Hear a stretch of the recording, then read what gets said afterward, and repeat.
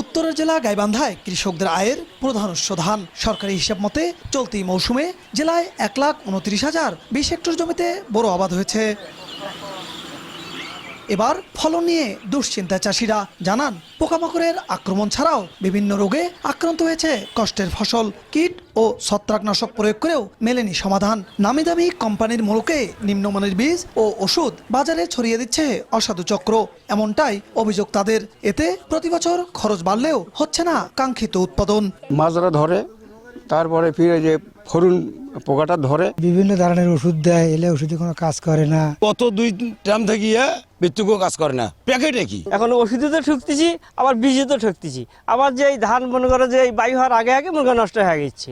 এদিকে ঘটনার তদন্তে একাধিক কোম্পানির বীজ ও বালাইনাশকের নমুনা সংগ্রহ করেছে কৃষি বিভাগ। যেগুলো আমাদের বেশি অবজেকশনেবল মনে হয়, আমাদের কাছে মনে হয় যে অবজেকশন আসতেছে, বা আমাদের কাছে নিজেরও মনে হয় যে না, এই আসলে যাচাই করা দরকার। কৃষক কাজ করে হয়তো ফল পায় না, যথাযথভাবে রোগ নিয়ন্ত্রণ হয় না, সেই ক্ষেত্রে আমরা এগুলো পরীক্ষার জন্য পাঠাই।